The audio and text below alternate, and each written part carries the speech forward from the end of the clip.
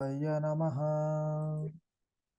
लंबोदरं परमसुन्दरमेकदन्तं रक्ताम्बरं त्रिनयनं परमं पवित्रम् ओद्दद्दिवाकर्णिभोज्ज्वलकान्तिकान्तं विघ्नेश्वरं सकलविघ्नहरं नमामि।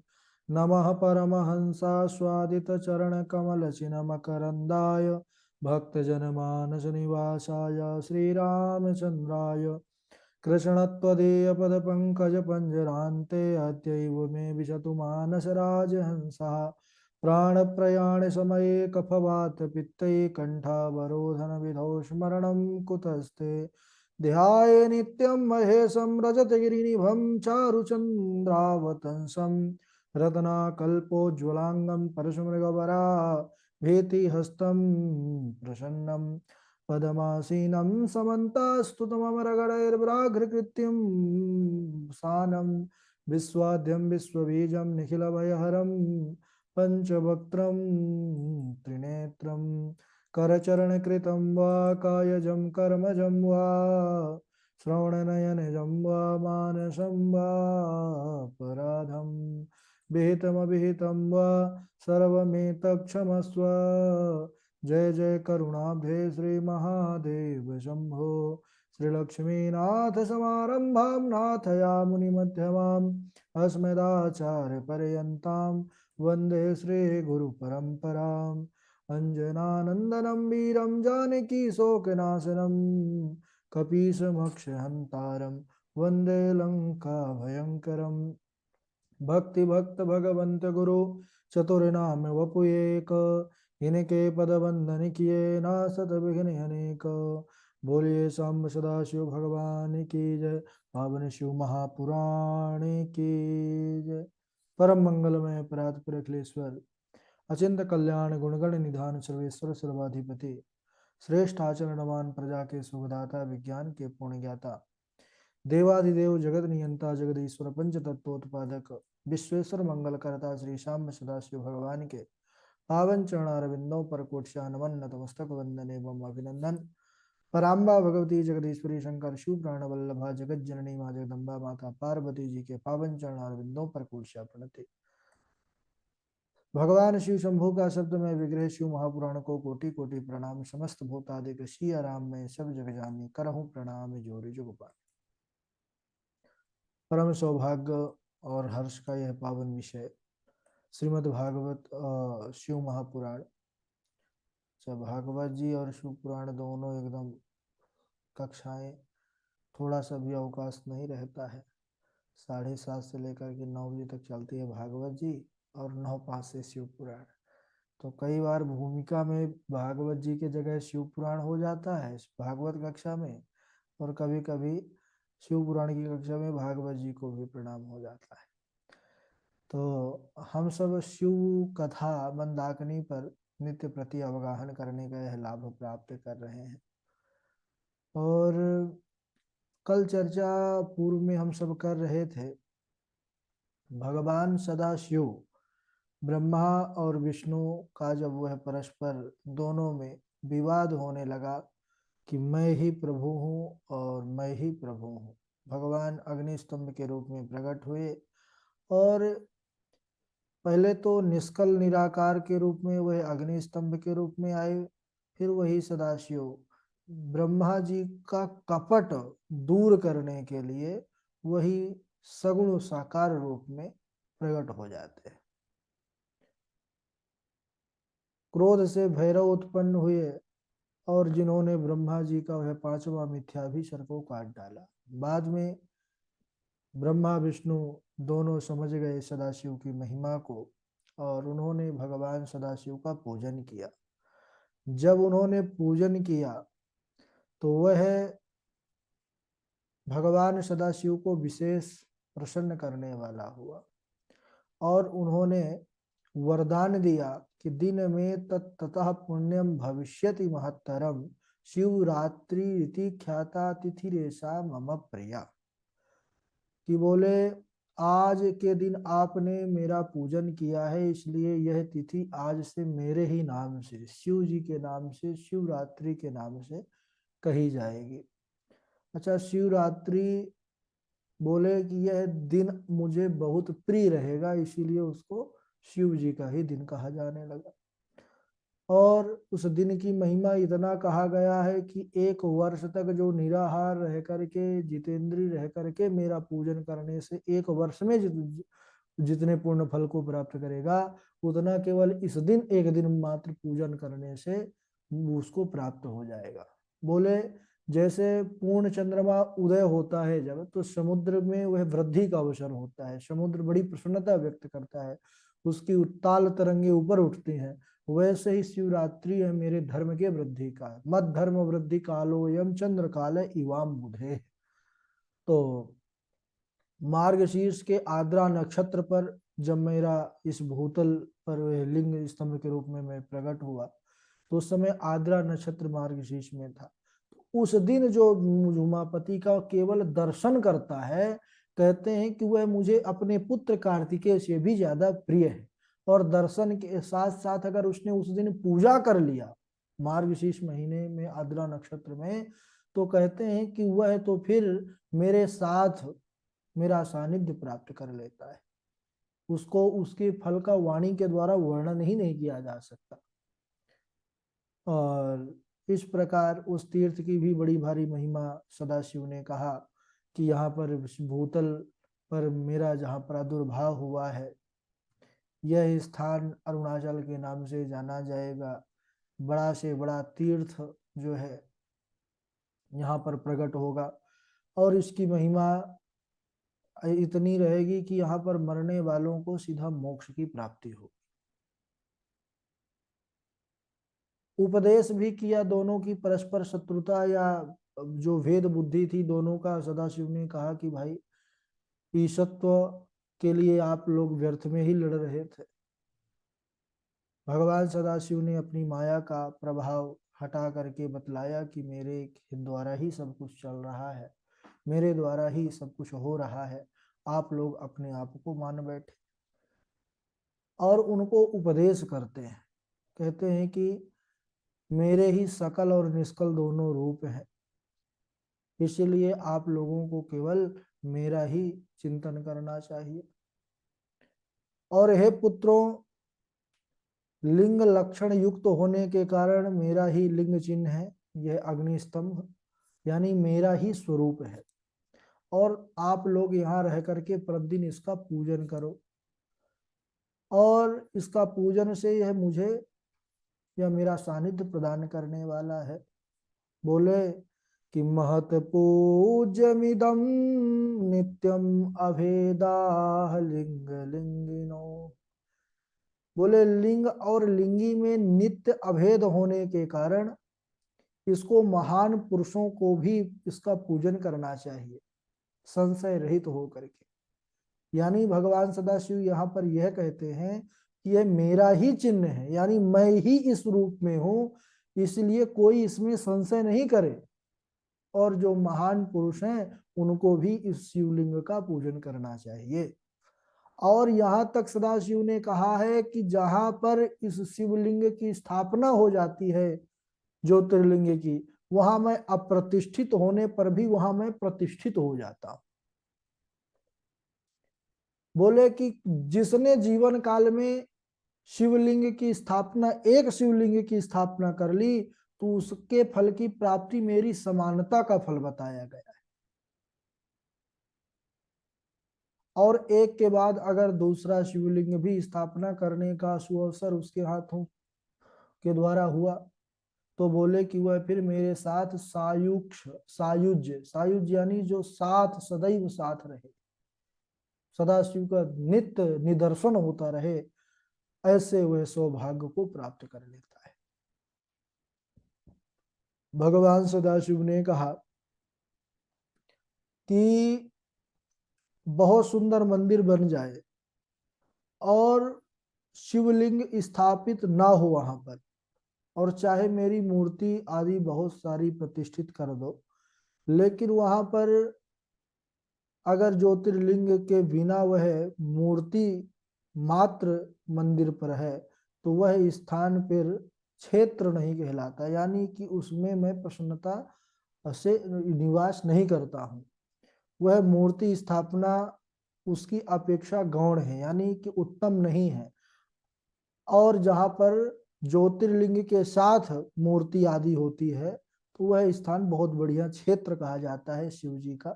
वह वहाँ पर सदैव शिव जी विराजते हैं। इसीलिए कभी भी मंदिर आदि का जब निर्माण हो तो ज्योतिर्लिंग के साथ ही भगवान सदाशिव की मूर्तियों का विराजित करें, केवल मूर्ति मात्र नहीं। ब्रह्मा विष्णु इसके बाद कहने लगे कि हे प्रभु, सर्गादि पंचकृत्यस्य लक्षणम ब्रूहि नो प्रभो। हे प्रभु, अब आप कृपा करके सर्गादि 5 लक्षण जो आपके कहे गए हैं, जो संसार में नित्य प्रसिद्ध हैं, उनको आप बतलाइए, सुनना चाहते हैं। तब शिव जी उपदेश करते हैं कि हे पुत्रो, सृष्टि, स्थिति, संहार, तिरोभाव, स्थिति, संहार, तिरोभाव, अनुग्रह, यह 5 कृत्य, यह मेरे 5 कृत्य संसार में प्रसिद्ध हैं। आप पूर्व काल में आप दोनों ने मेरी भक्ति कर करके मुझसे 2 कृत्य, सृष्टि और स्थिति, मुझ परमेश्वर से प्रसन्नता पूर्वक ग्रहण की थी। यानी मैंने ही पूर्व में आपको अपने 2 कृत्य प्रदान किए थे। कौन कौन से? सृष्टि और स्थिति। ब्रह्मा जी सबकी रचना करते हैं, सृष्टि करते हैं। अब विष्णु जी का क्या कार्य है? पालन करना। तो सृष्टि और स्थिति, स्थिति यानी जो पालन करे उसको स्थिति कहते हैं। तो यह दोनों कृत्य मेरे द्वारा ही आपको प्राप्त हुए थे। इसके अलावा मेरे ही जो स्वरूप रुद्र और महेश हैं, तो उनको 2 कृत्य, संहार और तिरोभाव। संहार यानी जो रुद्र भगवान करते हैं, तिरोभाव का मतलब है अदल बदल करना। और जो 5वां कृत्य है वह अनुग्रह है। यह बोले अनुग्रह, संसार सागर से मुक्त होने का नाम ही अनुग्रह है।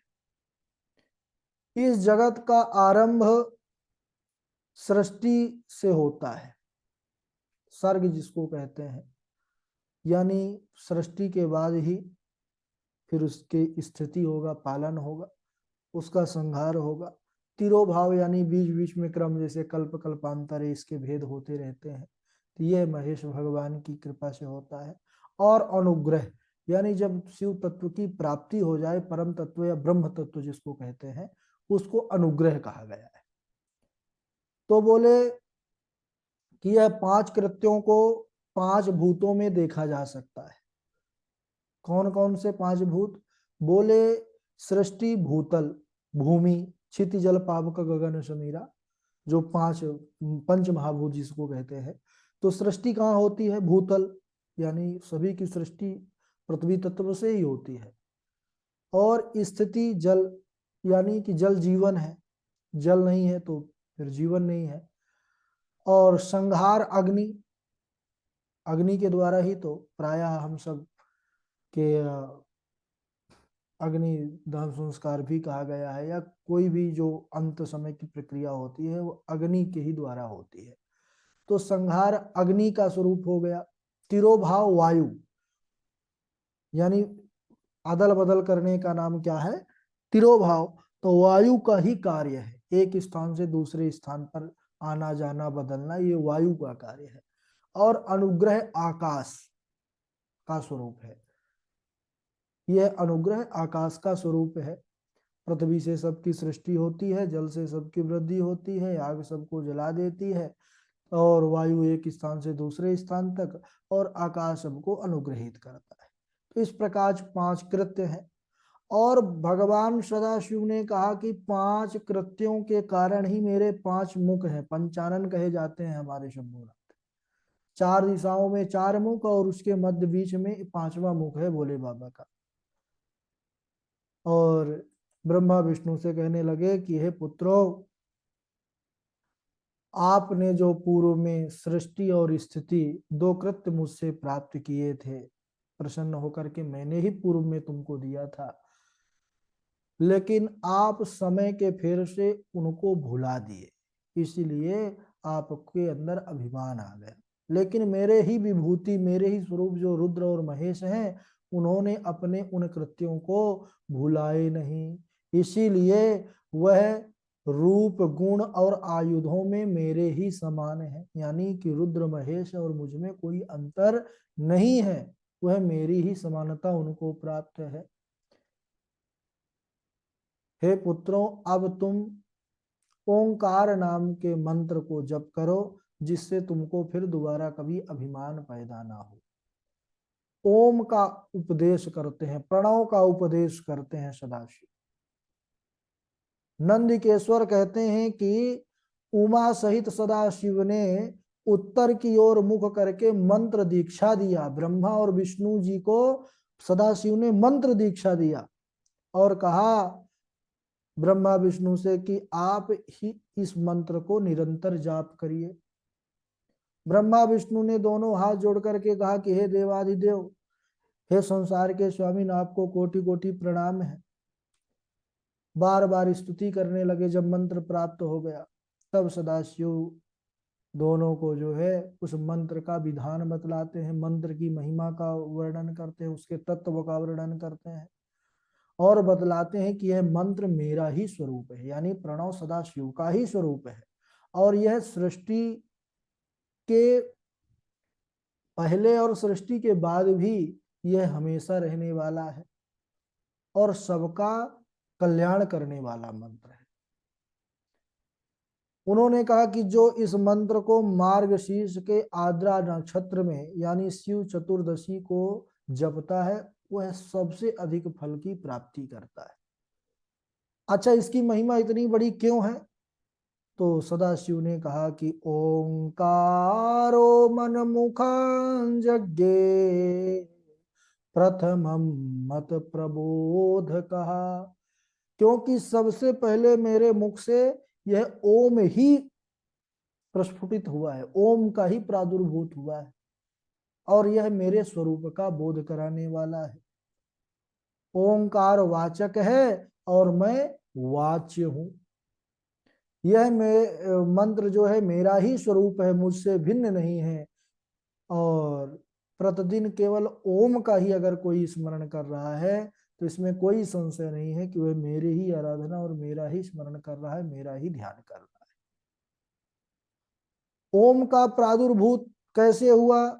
बोले आकार उत्तरात् पूर्वम उकारः पश्चिमानतात् मकारो दक्षिण मुखाद् बिंदुः अप्रांग मुखतस्तथा नादो मध्य मुखादेवं पंचधाशोभिजृंभितः एकीभूतः पुनस्तद्वद ओमित्येकाक्षरो भवत। बोले ओम कैसे बना, किस प्रकार से बना? बोले सदाशिव की पहले मेरे उत्तरवर्ती मुख से आकार का प्रादुर्भूत हुआ, यानी आकार उत्पन्न हुआ, आकार प्रकट हुआ। भगवान के उत्तरवर्ती, उत्तर की तरफ जो मुख होता है। पश्चिम मुख से उकार का उत्पन्न हुआ, दक्षिण मुख से मकार की उत्पत्ति हुई और पूर्ववर्ती मुख से सदाशिव के बिंदु तथा मध्यवर्ती जो उनका मुख है उससे नाद की उत्पत्ति हुई।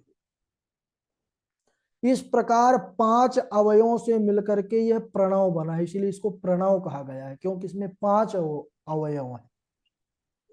और इस ओम का फिर विस्तार हुआ और एकीभूत होकर के ओम अक्षर बना। ओम में ही सारा जगत समाहित है, इससे ही संसार बनता है, इससे ही चलता है और इससे ही संहार होता है। यह ओम जो है शिव और शक्ति दोनों का बोधक है। ओम कह देने से शिव की भी पूजा आराधना होती है और शक्ति का भी आराधन इससे होता रहता है। इसलिए प्रणव, यह ओम की सबसे ज्यादा महिमा गाई गई है और इससे प्रणव से ही फिर पंचाक्षर की उत्पत्ति हुई, नमः शिवाय। प्रणव से ही पंचाक्षर मंत्र की उत्पत्ति, उसकी भी बड़ी भारी महिमा है जिसको हम अगले दिवस श्रवण करेंगे। आज यहीं तक, समय भी हो चुका है और श्लोक भी। बोलिए सदाशिव भगवान की जय। चलिए बारी बारी से श्लोक सुनाएंगे। सर्वप्रथम पावनी है, इनके बाद हमारे विशाल जी हैं, डॉक्टर साहब हैं, धारणा चैतन्य जी है, कार्तिक जी है, और नंद जी हैं, सुरेश चंद्र जी हैं, प्रियम जी हैं। चलिए। राधे राधे गुरु जी। जी दिन में तत्तथा पुण्यम भविष्यति महत्तरम शिवरात्रि ख्याता तिथिरेषा मम प्रिया मध्यम वृद्धि कालोऽयं चंद्रकाले युवाम्बुधेः महत्पूज्यमिदं लिङ्गम् अभेदालिङ्गलिङ्गिनो सर्गादि पंचकृत्यस्य लक्षणं ब्रूहिणो प्रभु। राधे राधे गुरु जी। विशाल जी। प्रणाम। हाँ जी बताइए। दिन में ततः ततः पुण्यम भविष्यति महत्तरम शिवरात्रि ख्याता तिथिरेषा मम प्रिया मद्धर्म वृद्धि कालोऽयं चंद्रकाल इमां बुध महत्पूज्यमिदं नित्यं भेदालिङ्गलिङ्गनो सर्गादि पंचकृत्यस्य लक्षणं ब्रूहिणो प्रभो। प्रणाम। ठीक है। और डॉक्टर साहब हमारे। राधे राधे राधे। दिन में तत्तत् पुण्यम भविष्यति महत्तरम शिवरात्रि ख्यातम तिथिरेषा मम प्रिया मद्धर्मं वृद्धिकोलो कालोऽहं चंद्रकाल इवाम्बुधे प्रतिष्ठायुत प्रतिष्ठा प्रतिष्ठाद्युत्सवो यत्र मामको मंगलायने सर्गादि पंचकृत्यस्य लक्षणं ब्रूहिणो प्रभो महत्पूज्यम् इदं नित्यं भेदालिङ्गलिङ्गनौ। राधे राधे गुरु जी। ठीक है बहुत बढ़िया।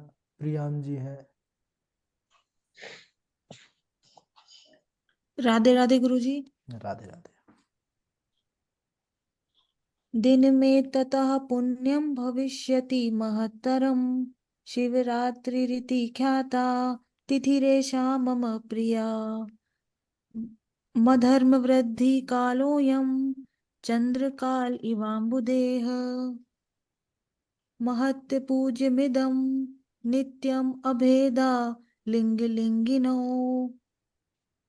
सर्गादि पंचकृतस्य लक्षणं ब्रूहि नौ प्रभु। राधे राधे गुरु जी। ठीक है। कार्तिक जी हैं, धारणा चैतन्य जी हैं, नंद जी हैं, सुरेश चंद्र जी हैं। गुरु जी राधे राधे। चरण हाँ। स्पर्श।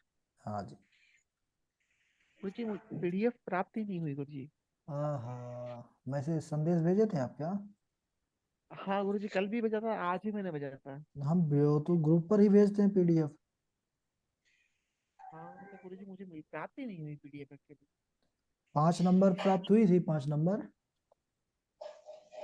नहीं गुरु जी। और गुरु जी एक थोड़ा डाउट मुझे ये भी था कि गुरु जी जैसे कि प्रथम पीडीएफ जो आई थी वो भूमिका वाली आई थी है ना। हाँ, भूमिका के बाद फिर आपको क्या दिए थे?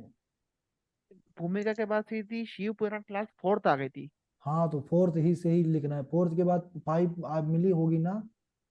नहीं 5 नहीं आई गुरु जी। अरे ग्रुप पर आई है, आप ध्यान नहीं दिए होंगे क्योंकि आपको जोड़ा गया उसके बाद ही तो 5 भेजा गया है।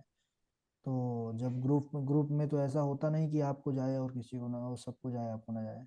अच्छा वो पहले मैसेज उससे आया था ना गुरु जी, इससे मैंने ध्यान नहीं दिया होगा आप शायद। ध्यान दीजिए वहां पर है। ठीक है गुरु जी। तो आज गुरु जी कौन सा वो दिन वाला श्लोक बोला है? श्लोक अब तो याद नहीं किए आप, तो क्या सुनाएंगे? देख लीजिए, आप आगे पीडीएफ देखिए। नंद जी सुनाइए। जी मैं देखकर बोल दूं गुरु जी। हाँ हाँ। दीन में ततः पुण्यम भविष्यति महत्तरम शिवरात्रिरिति ख्याता तिथिरेषा मम प्रिय।